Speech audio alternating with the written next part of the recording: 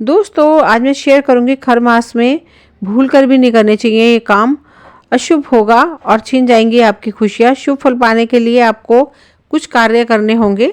नमस्कार दोस्तों, कैसे हैं आप सभी। उम्मीद करती हूँ स्वस्थ होंगे, मस्त होंगे। दोस्तों मैं वीना गौतम, एस्ट्रोलॉजर, वास्तु कंसल्टेंट और रेकी मास्टर, आप सभी का मेरे चैनल वीना जी की रेमेडीज़ में स्वागत है। अगर पहली बार आए तो प्लीज़ चैनल को सब्सक्राइब करें ताकि वीडियो की नोटिफिकेशन समय समय पर आपको मिलती रहे।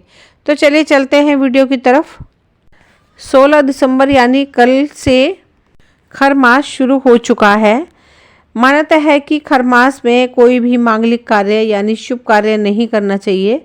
आइए बताती हूँ कब होगा खर मास समाप्त। तो ऐसे कौन से काम हैं जिन्हें खर मास में नहीं करना चाहिए और क्या कर सकते हैं। इस साल 16 दिसंबर यानी कल से खर मास शुरू हो चुका है। मान्यता है कि खर मास में कोई भी मांगलिक कार्य यानी शुभ कार्य नहीं करना चाहिए। शादी ब्याह, गृह प्रवेश, मुंडन आदि कार्यों को करने की मनाही होती है। ये पाबंदी पूरे 1 महीने तक के लिए होती है। ऐसे में खर मास के दौरान यदि आप कोई भी शुभ कार्य करते हैं तो ये आपके लिए अशुभ भी साबित हो सकता है। दोस्तों जब सूर्य देवता राशि परिवर्तन करके धनु राशि में प्रवेश करते हैं तब धनु संक्रांति होती है। धनु संक्रांति से ही खर मास की शुरुआत होती है। पूरे 1 महीने तक भगवान सूर्य धनु राशि में रहते हैं। ऐसे में खर मास भी पूरे 1 महीने तक चलता है। वर्ष 2023 में खर मास की शुरुआत 16 दिसंबर से हुई है, जो वर्ष 2024 में 14 जनवरी तक रहेगा। उसके बाद मकर संक्रांति के दिन 15 जनवरी खर मास समाप्त होगा और आप हर तरह के शुभ कार्य कर सकते हैं। शादी ब्याह भी कर सकते हैं। इस पूरे समय सूर्य की गति धीमी हो जाती है। इस दौरान बृहस्पति ग्रह का प्रभाव भी काफ़ी कम हो जाता है। सूर्य देवता जब धनु राशि से मकर राशि में प्रवेश करते हैं तो मकर संक्रांति मनाई जाती है। खर मास में आप कोई नया कार्य, बिजनेस की शुरुआत ना करें, कोई भी नई डील ना करें। साथ ही ये पूरा महीना निवेश करने के लिए उचित नहीं होता है। इससे आपको फ़ायदा होने के बजाय नुकसान हो सकता है। नई ज़मीन, वाहन, घर, सोने चांदी, रत्न, वस्त्र आदि खरीद से भी बचना चाहिए। सगाई, शादी ब्याह, गृह प्रवेश, मुंडन, घर खरीदने, उपनयन, संस्कार यानी जनेऊ पहनना जैसे कार्यों से भी बचना ज़रूरी है। जो लोग नियम के विरुद्ध जाकर शादी ब्याह करते हैं उनकी शादीशुदा ज़िंदगी में परेशानियाँ शुरू हो जाती है। दाम्पत्य जीवन पर नकारात्मक असर पड़ सकता है। ऐसे में बेहतर है कि आप 1 महीना रुककर विवाह करें। कुछ लोग खर मास के दौरान ही बेटी को अपने घर से विदा करते हैं। इससे भी बचना चाहिए। विदाई खर मास लगने से पहले या फिर समाप्त होने के बाद ही करें। कभी भी किसी देव देवता का अपमान, अनादर ना करें, वरना आपको कई तरह की परेशानियों का सामना करना पड़ सकता है। किसी भिखारी को दरवाजे से बुरा भला बोलकर ना भगा दें, ये अशुभ हो सकता है आपके परिवार के लिए। मान्यता है कि इन दिनों में तामसिक भोजन करने की मनाही होती है। लहसुन, प्याज, शराब, मांस, मदिरा आदि का सेवन करना नहीं चाहिए। अक्षय पुण्य प्राप्त के लिए आप खर मास के महीनों में मंत्रों का जाप करें, पूजा पाठ आदि करते रहें। ये सभी शुभ कार्य करने से आपको लाभ होगा। आप हर दिन सूर्य देवता की पूजा उपासना जरूर करें।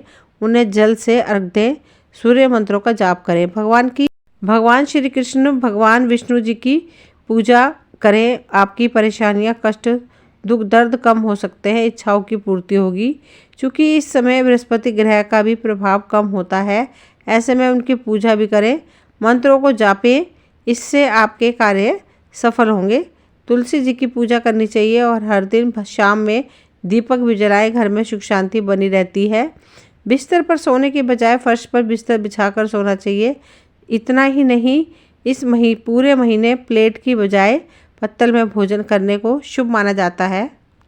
दोस्तों मैं खर मास की कथा भी शेयर कर रही हूँ। भगवान सूर्य देव 7 घोड़ों के रथ पर सवार होकर लगातार ब्रह्मांड की परिक्रमा करते रहते हैं। एक बार उनके घोड़े लगातार चलने और विश्राम न करने के कारण भूख प्यास से बहुत थक गए थे। भगवान सूर्यदेव उन्हें एक तालाब के किनारे ले गए, लेकिन उन्हें तभी यह भी आभास हुआ कि अगर रथ रुका तो अनर्थ हो जाएगा। लेकिन तालाब के किनारे 2 गधे मौजूद थे।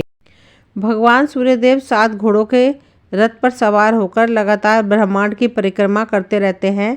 एक बार उनके घोड़े लगातार चलने और विश्राम न मिलने के कारण भूख प्यास से बहुत थक गए थे। भगवान सूर्यदेव उन्हें एक तालाब के किनारे ले गए, लेकिन उन्हें तभी यह भी आभास हुआ कि अगर रथ रुका अनर्थ हो जाएगा। लेकिन तालाब के किनारे 2 गधे मौजूद थे। भगवान सूर्यदेव घोड़ों को पानी पीने व विश्राम लेने के लिए छोड़ देते हैं और गधों को अपने साथ रथ में जोड़ लेते हैं, जिसके कारण रथ की गति धीमी हो जाती है।